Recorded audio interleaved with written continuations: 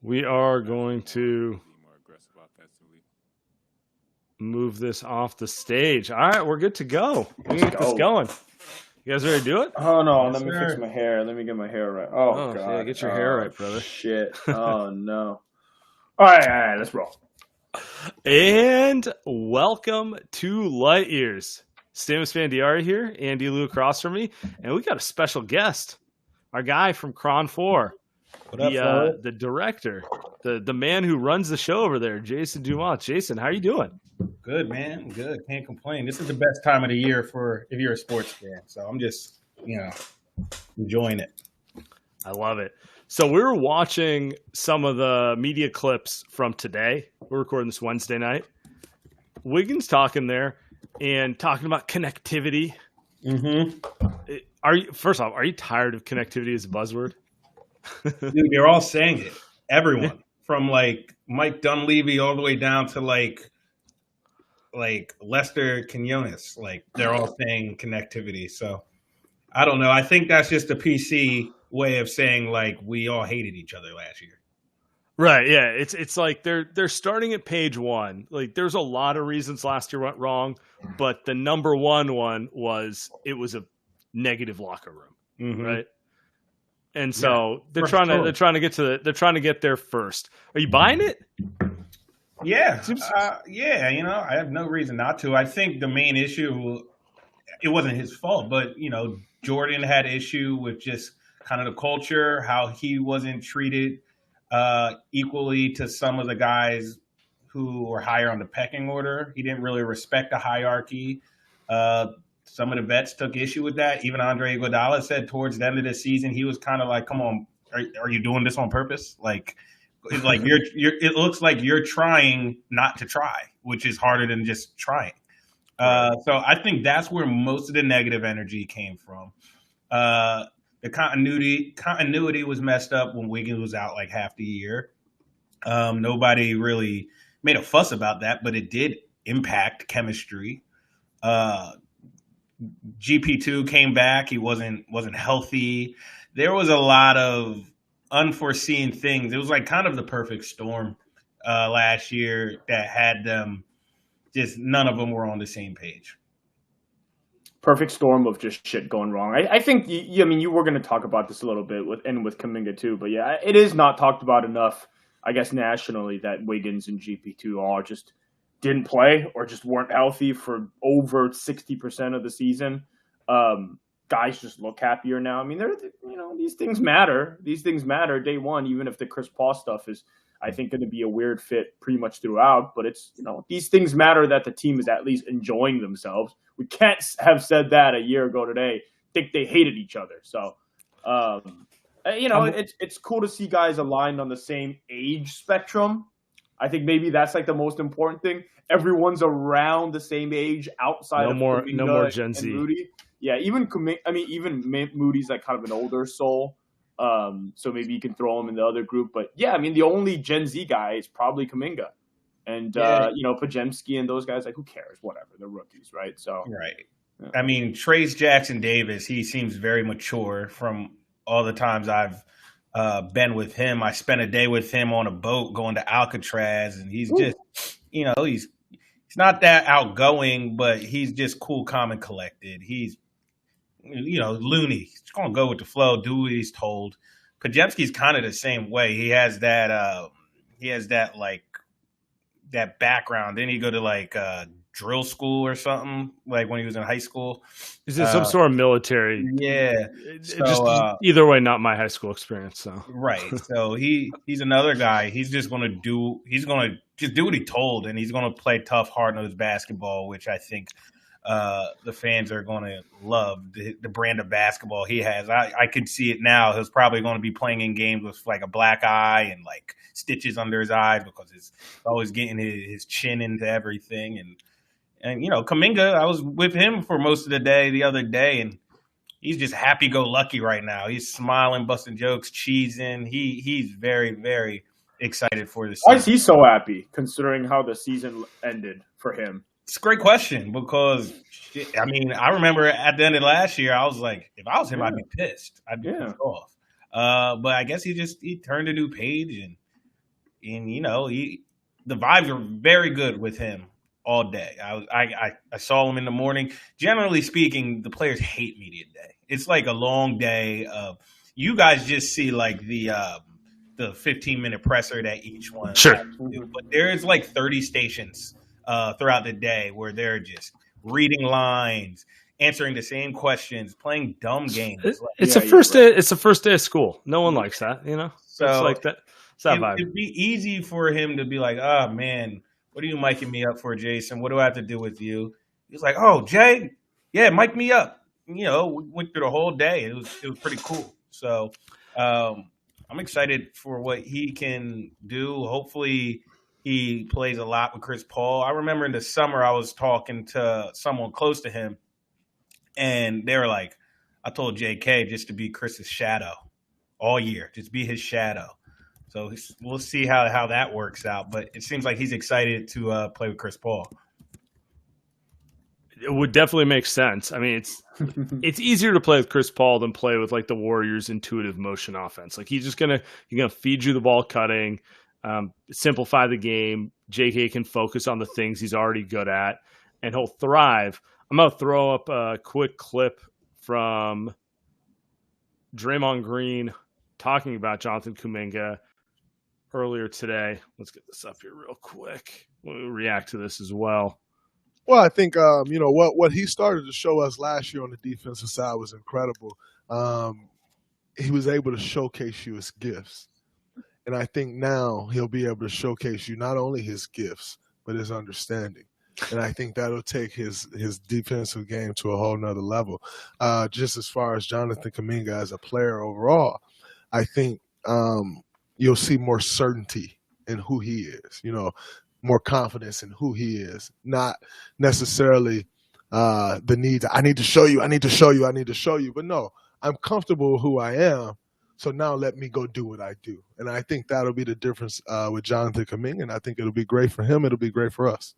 Well, I think Are you buying that? Like in general, so let me crouch this, and I think you know how I feel about this, Jason. I think Kuminga is the swing piece for this team. I think if he takes a big step, he has that year 3 bump, he plays up to his potential, they're a dangerous team. If he doesn't, if it's more of the doghouse, Steve Kerr's not playing him, and he's kind of an inconsistent player, they're probably too small. Right? Like we're probably talking about like, Klay's playing the power forward and like, what are we doing? Like that sort of stuff.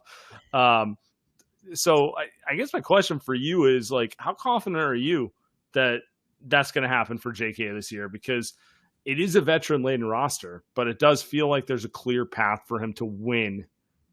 I don't want to say a starting role, but like top 8 of the rotation, be that like big wing off the bench role. With JK, in my opinion, it's more a matter of opportunity than anything. I think the Warriors coaching staff, obviously he has to do what they want him to do, focus on certain things like rebounding, defense, being in the right spot.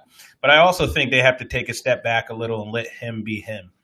He's too talented to micromanage. Now, obviously there's a pecking order and people who are going to have the ball and get offense ran for them. But I think they have to allow Jonathan to do what he does best. And if they do, I think they'll get the most out of him. And I actually think in turn, they will see him start to do the little things. But he's young and he's been on, for most of his career, he's been on a short leash. I think he was pretty good getting those extra minutes while Wiggins was out. And I think he played some pretty good basketball during long stretches. And then kind of when everyone came back, he got back on this very short leash. And I think he had earned a little more equity at that point. So honestly, I think the coaches need to learn how to trust him a little more and let him be himself, play through some mistakes. Maybe if he's not doing exactly what you want from him, let him play through that and see what he can do offensively and see if he can really kind of break out of his shell, because I'm not sure he's the right type of guy, just his personality and even his maturity level, that you can really, really have that short leash and get the best out of him. How was his off season? He made it a point to really play more basketball. And when I say more basketball, not in the sense that he before he wasn't working hard, but Sure. he wanted to play more pickup. He wanted to be More involved 5-on-5. He spent a lot of time in New York. He spent a lot of time in Miami playing in some of those pro runs. And he wanted to show the rest of the league that he can play. Because a lot of the kids in his draft class, a lot of some of his peers and counterparts, they've been featured a little more and been able to show what they can do offensively. Jonathan obviously got drafted to a team with guys like Steph Curry and Klay Thompson and even Jordan Poole, Andrew Wiggins, where they're going to get the bulk of the offensive opportunities. JK basically wanted to show the rest of the league, look, I can play too. And, you know, he did that. He played a lot of basketball in the offseason, and I think he's riding that momentum. We saw the program highlights, and we saw some of the other stuff. He wanted that to get out there. He wanted to make a name for himself because he kind of felt like he was kind of just forgotten and lost in the shuffle. Well, trade rumors were circulating, so I'm sure that was part of it. I asked him about the trade rumors too, and he said he didn't pay him any mind.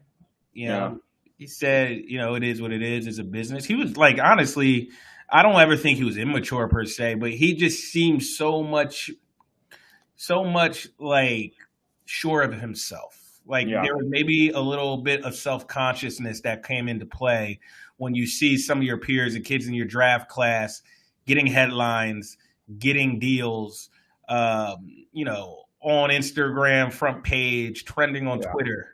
You know, especially like, you know, from his generation, some of that stuff matters. Yeah. Like some people are like, I don't care either way. Like I know what I'm capable of. He wants people to know what he's capable of as well. Yeah, I mean that contract is going to be the contract that's coming next. But I can't blame him. I cannot blame him if he's impatient. But that's cool. I mean, that's cool. His mindset is what it's at. I think the more interesting question is like, where's the coaching staff with him? Because he had a roller coaster year too, and you could say because they're dealing with the fallout of Jordan Poole and the Draymond punch, and it's an overall young roster, he kind of felt the pain of that. It was just like, we don't have time to deal with you as well. Right. Fair or not. It was just kind of like the overarching critique of how do you compete when you have 8 young guys who all need attention, right? Like that sort of thing. And he was like kind of the middle child. Yeah, exactly. That's actually a really good way to put it. It's like, it's not that he wasn't, you know, there was positives and there was negatives, but the reality was for a guy who was taken 7th overall the year before, it's not like they prioritized him relative to their other projects. And there was the Wiseman thing. Jordan Poole obviously mattered given that they paid him and everything that fell out.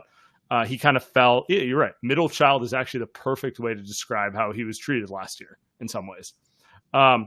Do you get the sense that there's a lot more investment on him this year? Because when I look at the roster, it feels like, all right, we know we can't have 15 developmental projects. We're going to have a couple who matter. Him and Moses Moody. Those are the guys who are probably going to get rotation minutes. And that's where our focus is going to be as a coaching staff, as opposed to trying to spread it too thin.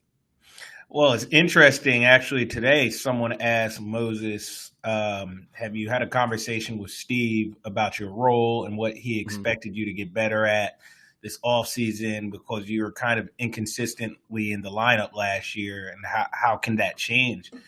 And Moses said, no, I haven't really talked to him about that. And honestly, I'm not sure if Jonathan has either. There's been nothing that I've seen where I'm like, wow, they have a plan for these guys. They might, but there's been nothing that has indicated to me anything different. And then with Moses saying that today, my eyes did perk up. I'm like, man, you haven't had a conversation about your role? Yeah, it's just day 2 of training camp, but that's probably something this summer you're texting your coach about, you have a combo about. I know Moses spent a lot of time here working out over the summer. We'll see, because like you said, those contracts are coming up for Moses, And You gotta Jonathan, make decisions. yeah, like I would want to have a clear, like, hey, like, what do you need out of me so I'm not getting jerked around all year like I've been my first 2 seasons in the league. So I'm not sure where they stand on that. And it's very important because they need those guys. If they want to get to where they want this year, they're going to need at least one of them to be like prominent, just like they needed Jordan Poole the year they won it all. You know what I mean? Steve Kerr was busy jerking around the Team USA team and doing who knows what with those lineups. That's not a good sign. Yeah, it's not a good sign. It's very interesting. I have not heard. Was too invested in figuring out the Warriors rotation to coach Team USA. Yeah, right. I mean, just like I don't know. They don't seem connected. They don't seem too connected. It does feel like. Is it fair to say all attention the first few days of camp are on Chris Paul and just kind of, I feel like there's a lot of attention put on like seeing Chris Paul work out with Steph. Making it front and center when the media walks in. Yeah. Like, hey guys, you see what's going on that court? They're like that, guys. They're tight, that sort of thing. Well, honestly, when that happened yesterday, it was actually towards the end. Like, it seemed like they actually waited till a lot of people left. I'm always in there until they kick me out. And yesterday they didn't even kick me out. So I watched that full workout. When it started, I think only me and Anthony Slater were in the gym still. A lot of people were up in the press conference room waiting to talk to like Kerr and stuff. I just saw that Chris Paul post dunking from Warriors World. That was funny. Neither him or Steph could finish a dunk yesterday after their workout. It was actually hilarious. Bro, you're not posting that though. Tell you that you're not posting that. They're 45. They can't dunk every day, bro. Dude, I was there the whole time. If I posted that, they would have probably been like, Jay, you watched us work out for an hour and 25 minutes and you're going to post us missing dunks at the end. Come on, man. But yeah, it's they actually started working out once most of the people left. And it's usually just Bruce Frazier and Steph and someone rebounding for them. It was like over the course of that hour, 20 people, it was like Steph and CP3 and then like 4 different coaches at a given point in time, like coaching them up, pointing there. They're stopping at different spots in the court. It was a lot more like you could tell there was a lot more instruction than usual. Steph usually does that just like in one run, back of his head. Like I have the whole cadence down. I know where to put my camera. Like I know where he's going to cut. This one, I'm zoomed out a little more because I don't know what's coming next. And, it was cool. It was great to watch. I was like, holy crap. I'm watching these 2 first ballot Hall of Famers just going back and forth. That was my take watching that video because to me, because I dislike Chris Paul so much, you do forget how skilled this guy is. I mean, just objectively, you forget. And then you think of what he could do on the court, and we've seen it for 20 years now.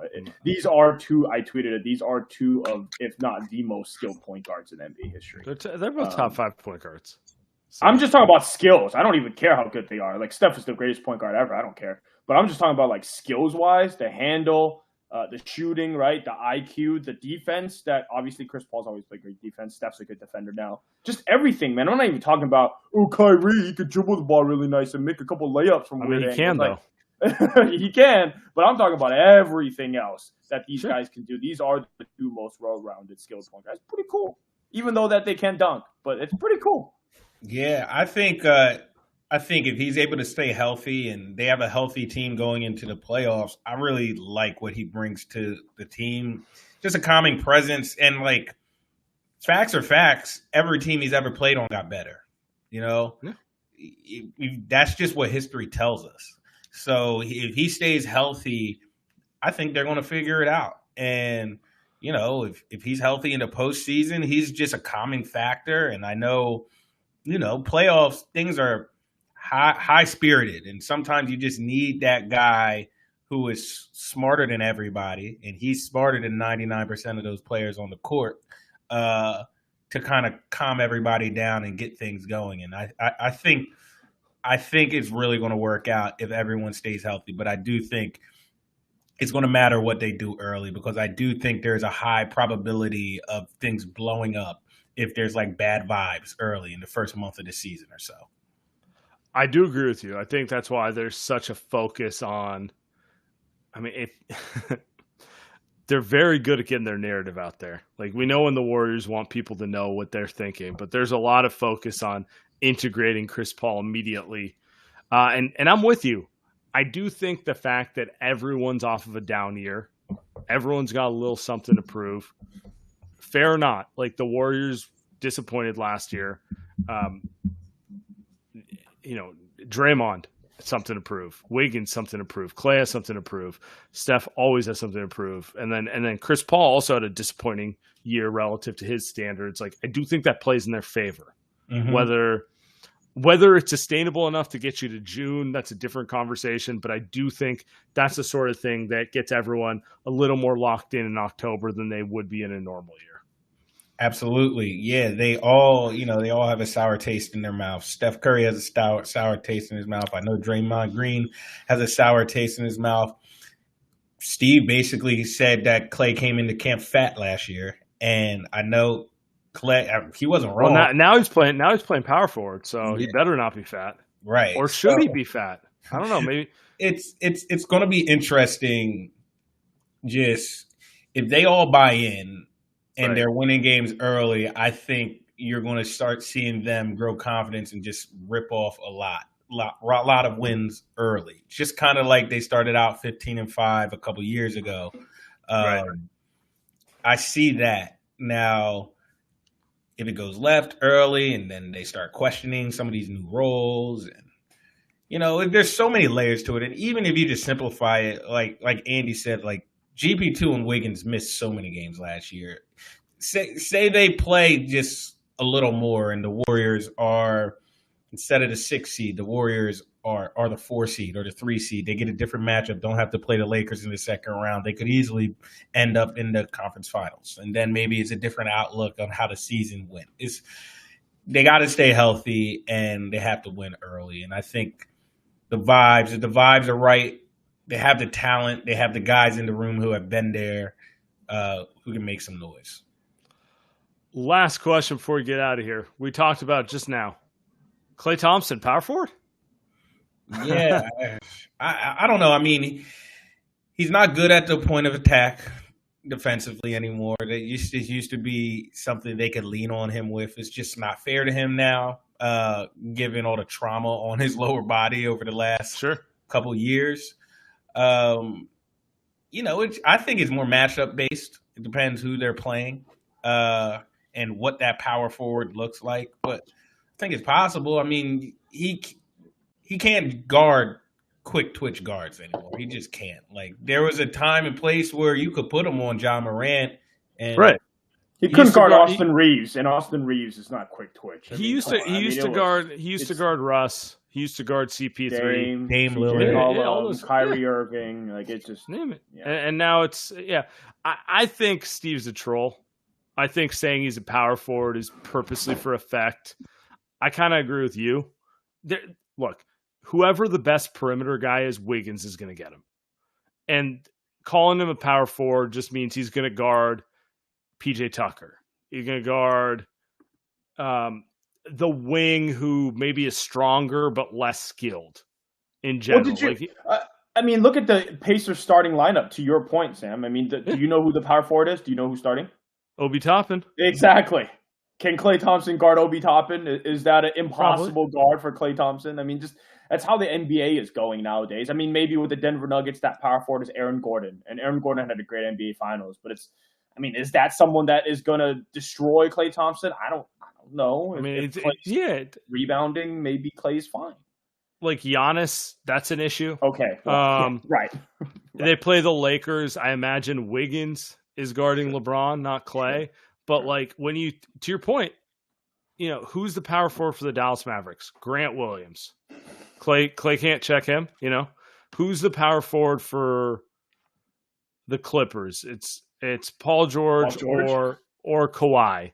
Sure. whichever one you think is a bigger priority, Wiggins is going to be on. Klay has to guard the other one no matter what.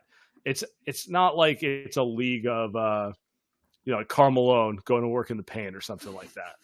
It's just kind of like he has to guard bigger wings now. That's just the reality of the matter. Yeah. If Klay was playing Team USA, and we've seen Steve go 4 guards, Team USA, against some of these European teams that actually post up, Hit Mikal Bridges at the center. I was like, oh, what is going on? It's just like it's a different game, Steve. It's not the NBA, man. These guys actually know how to post up and score. These guys are not just trying to shoot threes. Figure it out, but whatever. You're muted, Jason. You're muted, I think. You are muted. Okay. Oh, you might have lost audio.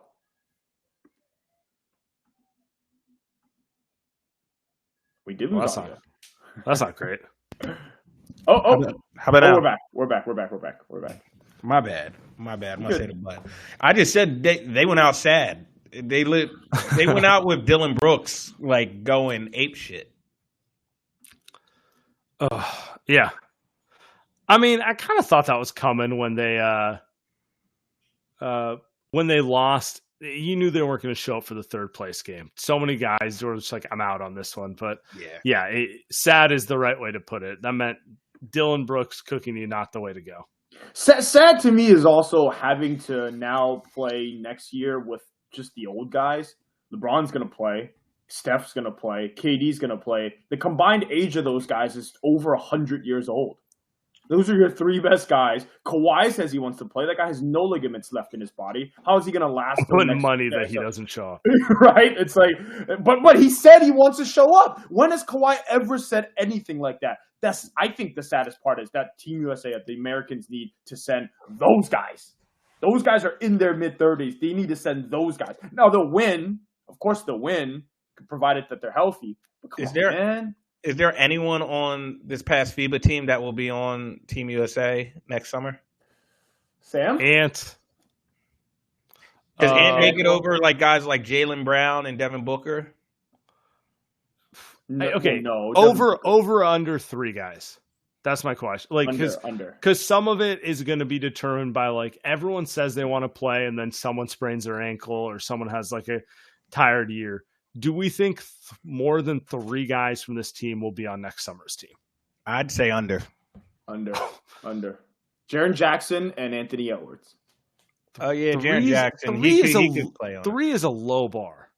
Well, the third would be Mikal Bridges, but then you're telling me who's the 4th? Austin Reeves?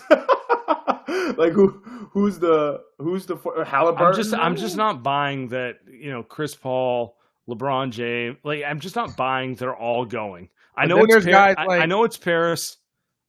Paris a fun city. Wait, hold on. Steph, LeBron, and KD are definitely going. So those are the 3. So you're not buying Kawhi, fine. You're not buying like Dame Lillard, Zion Williamson, John Morant. They don't need those guys. Please. Someone's gonna get injured, like so that's part of it, and then.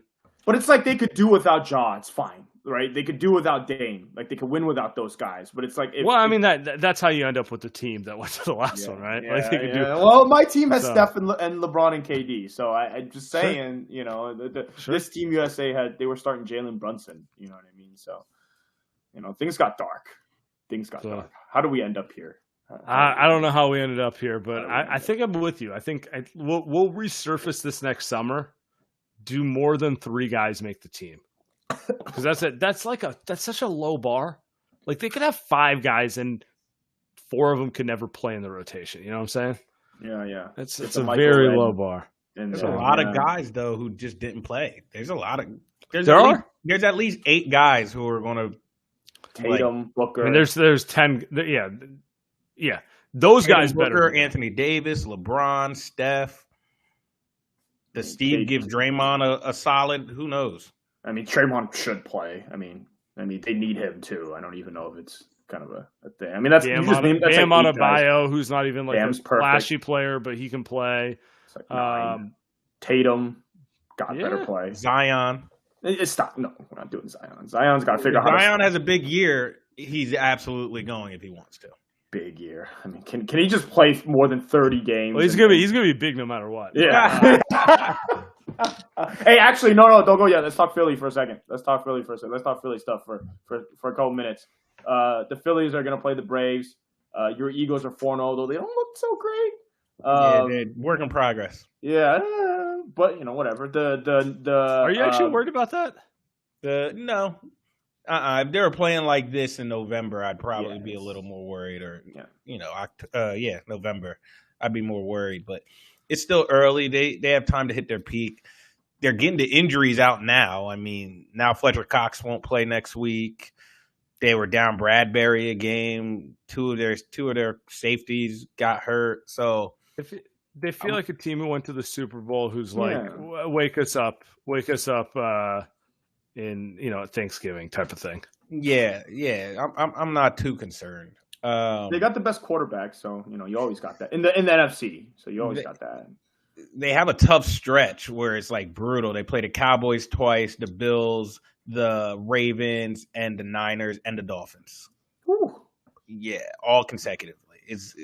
That's going to be. I'm not respecting the Cowboys. To be fair, so I feel like the Dolphins are a little fraudulent. By the way, I got a little gut feeling that the Dolphins are. They're like the team you use in Madden, but not going to win a Super Bowl. They're like Oregon. Every year Oregon, the last decade, it's like Oregon 66-10 over some random state school. That feels like an unnecessary Tua shot, but okay. Tua's a Bama guy, but I got a feeling that Miami team's a little fraudy. Really, what I wanted. Oh, sorry. Go ahead. I was going to say the Sixers. It's a punt year for them. That's what I was going to ask. I mean, I was going to say Andy's doing you a favor, not even mentioning them. I was going to, but it's a punt year for them. I think the biggest thing for them, they need to convince Embiid. Not that he's really given any public signs that hey, like I'll leave this place, but they got to keep him happy this year. If I was a GM, if I was Nick Nurse, I'd be like, look.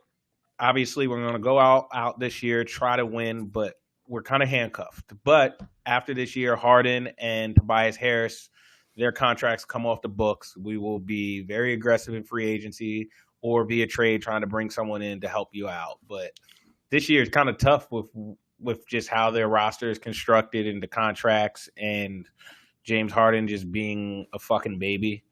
He's back. He's in camp. Yeah, who cares? It's going to be toxic. He doesn't want to. Isn't it just boring? Like, we'll end on this. It's just like enough. I don't even care to like slander or like talk shit about it. I'm just like bored of it. It's just like, all right, man, you can get your trade. You're gonna not show up in the playoffs for the next team. I'm gonna see you having a great summer on Instagram. More power to you. But I'm just uninterested anymore. Like, it's no longer.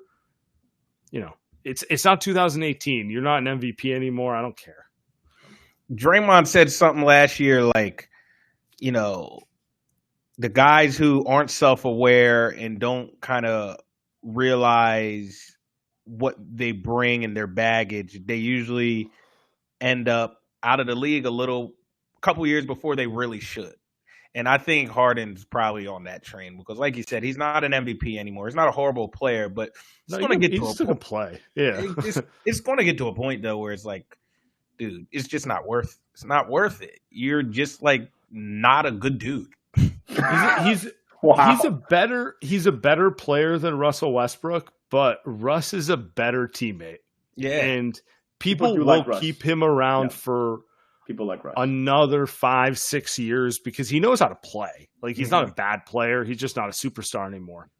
Whereas, he's kind of embracing it. Yeah, he has. Right, exactly. Whereas, like, Harden, I just don't see him being cool doing what Russ is doing now, And that's the type of thing where it's like, all right, if this is how it's going to be, that's fine. You can go play in China. You do the Marbury tour, right? They will love him. I mean, Chris Paul got there. It is hilarious that Draymond, of all people, is saying that quote. But, I mean, Draymond just got another $100 million from the Warriors. So he figured it out enough to do that. But is Embiid going to be on the Warriors? I don't see it. Right, I don't see it. I have to throw it out there. He would have to demand a trade for the Sixers to even consider trading. Yeah. I mean, path that they're going. Media day, he said, this is the place I want to be. I love it. But I mean, how many times have we heard athletes say that? Yeah. Yeah. Well, NBA, they all say that. So. Yeah, exactly. Appreciate you, my man. Yeah, thank you, Have brother. a great evening. Always. Yeah, thank you for having me. Appreciate you, Dumas. Take care, brother. All right, fellas. We'll do it soon. Oh, Andy, we got a few more things to get to before you get out of here. Yes, sir. Let's do it. By the way, if any goons want to call in, hit the bell. Option's always there. Ring the bell. Come on stage. We'll argue with you. We'll talk, the usual. Hashtag ring the bell. Exactly. Oh, I didn't get your opinion on this one. I'm curious. I'm going to pull it up. No. Our guy Dumas talked about it, but same thing as always. So, Klay Thompson. With that starting lineup, obviously Klay would be at the 3. You talked last year about kind of like the evolution of Klay's game. Do you see him being more of like a 2-3 also now, and possibly even a 4 at times, the way that the evolution of Klay too? Yeah, Klay. If we play that lineup that I talked about Saturday to start, which I'm anticipating doing, as I said, barring injury, Klay would guard the format. That's he's so physically strong. He's so used to guarding post-up players after switches.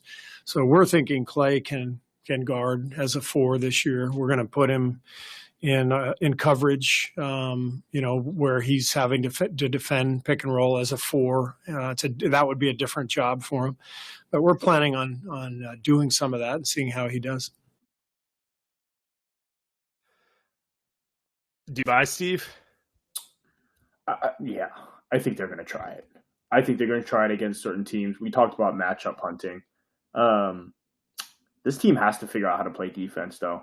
They had some of the worst defense I've ever seen last season. And it wasn't just – it was so bad. They looked hopeless out there. And some of it was size, but some of it was point of – I mean, a lot of it – you brought this up a lot last year. A lot of it was point of attack defense.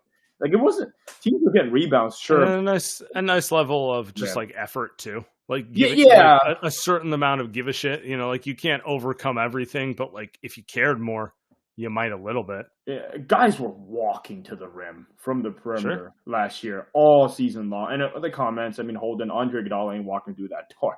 He might, but yes. they need to figure out how to play defense. I'm not asking for top 2. I don't think the Warriors need top 2 to win they might to win a championship, but they need a top 10 defense to win 50 games. And last season was bottom barrel. I think they need, and like more than anything, they need like a couple lineups you can count on.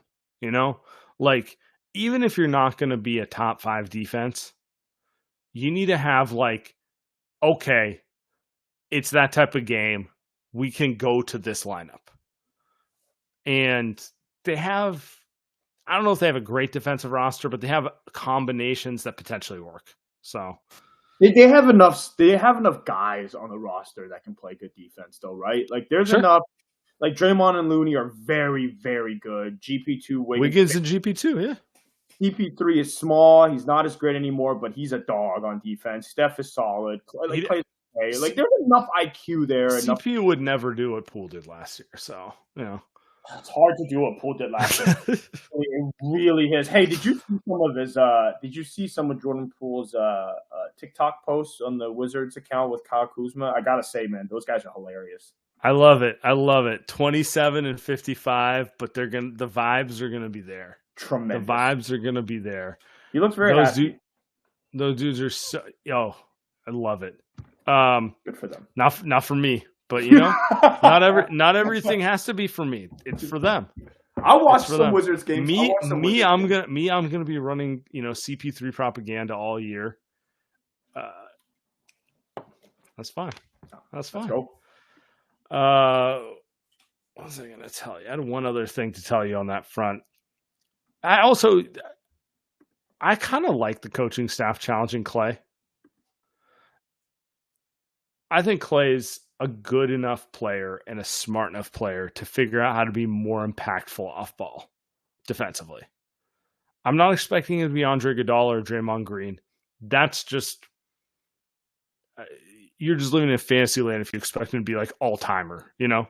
But I do think he's capable of being a good help defender. And I do think since his days of being that guy who guards at point of attack, 25-year-old full of athleticism are gone, like, yeah, he does need to adapt a little bit. And I don't think it's unfair for the coaching staff to ask him. He won. They traded Jordan Poole. We know, you and I know, as much as everyone wants to make it about the punch, it was about Klay versus Poole way more than it was about Poole versus Draymond. It was about who are you committing to? They made their choice. And Klay needs to be,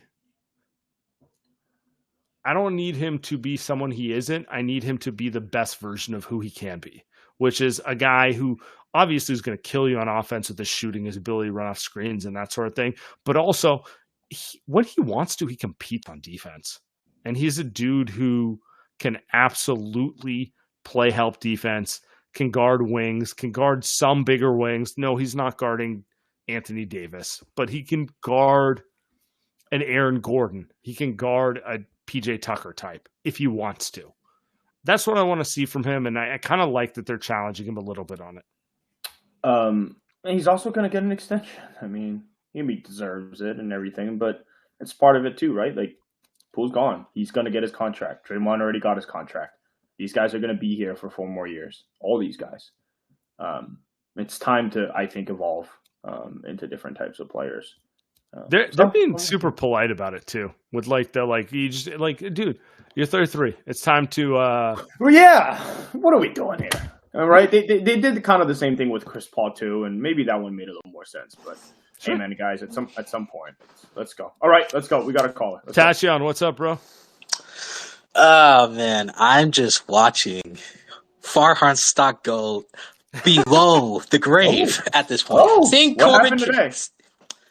Corbin Carroll won a playoff series before Logan Webb. Everything is awful right now. Well, Corbin Carroll is a better player than Logan Webb. I love Logan Webb. Yes, but ultimately he should have had more. He should have more opportunities to get to the playoffs. But yeah, that's another discussion. But you would rather have Logan Webb than Corbin Carroll, Sam? The little whistle there. Hold on. Oh. I would rather have Corbin Carroll, but in a playoff series, a starting pitcher is just more valuable than a hitter. Yes. Like what Logan Webb did to the Dodgers. The Dodgers were 100 times better than the Giants in that series, and he single-handedly made it a series. So it's really hard to compare pitchers to hitters. Is like it's not basketball, So for sure. But yes, I'd rather have Carroll. I would like to have Carroll too, so don't even trip. So the one question that I did have, and it's kind of like relating to some of the talk we did earlier, is like, how many games do we expect Moses Moody to play this year, especially considering the guard crunch with Chris Paul and quote-unquote A2 game Gary Payton II. So especially when we look back at last year that Dante probably played too many minutes if we wanted to have Moses Moody to play a little bit more, but that's something I want to see going into this year. I think there's 20 minutes a game for Moses Moody, even with those guys. Okay. You got Steph and you got Klay and you got Chris Paul.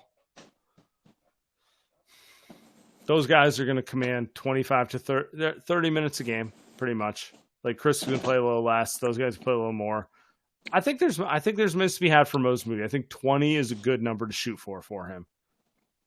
Make a good point, though. There was a lot of Dante defense last season.